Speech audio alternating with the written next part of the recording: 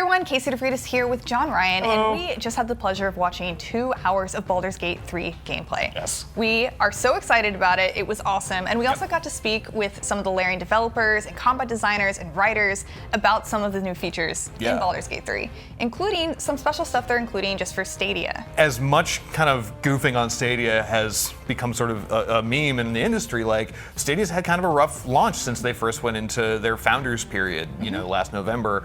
And I still think they're still kind of finding their feet, but it's really cool to see the team at Larian like really committing to saying like, no, this is a platform that we really stand by. We think there's a lot of cool stuff, and implementing a lot of really cool features in Baldur's Gate 3 specifically for players on Stadia.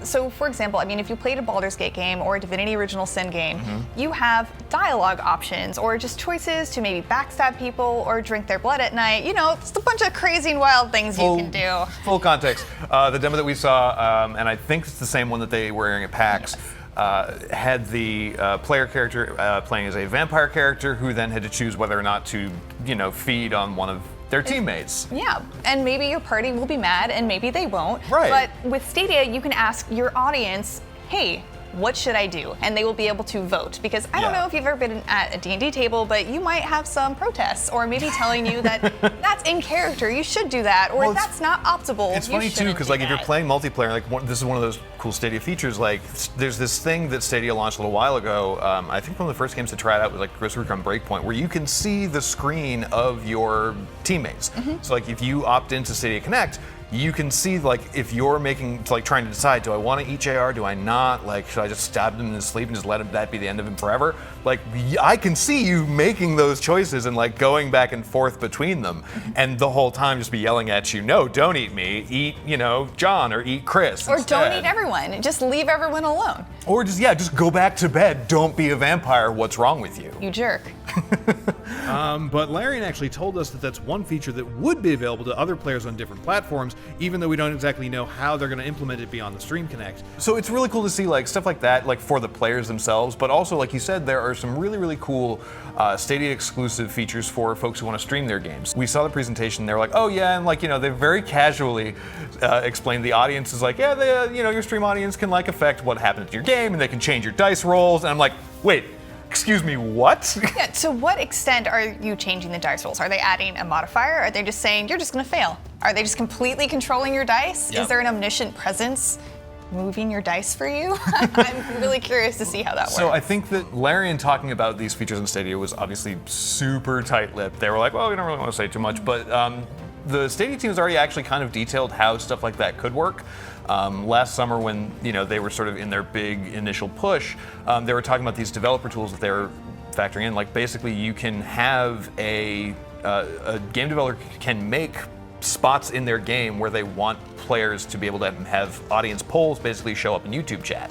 So like, if I'm about to make a really like critical decision roll or like insight roll, for example, trying to figure out someone's like lying to me or whatever, Larian could potentially program a thing to come up in an audience feed basically saying like, okay, his dice is either going to do really well, really poorly, or somewhere in the middle. And I know technically you can do that with a lot of streaming platforms on its own, but you would have to manually put in the poll or actually ask your chat and then see their answers. And I know there's some latency in stream, so it's not quite, turnkey. Yeah, well, so that also relies heavily on player and audience buy-in too with that, because like, there is a Twitch extension where you can directly affect what happens in game, but as far as I know, it's only built for like emulators of like kind of retro games like Super Mario 3. Pokemon. Exactly, like Pokemon's in there, but like it's not built into the game itself. It's something that has to get added into it later. This is them from the ground up saying like, we want this kind of interaction. We want these kind of, dynamic relationships to develop between players and their audience members. They are building Baldur's Gate 3 with streaming and their audience members in mind, and also trying to recreate kind of that table, the sense you would get in a D&D table of interacting with people around you. Because like the whole time throughout the entire demo, it was literally like, this is the most D&D video game I've ever seen, like in the best way possible. Like they really nailed that feeling of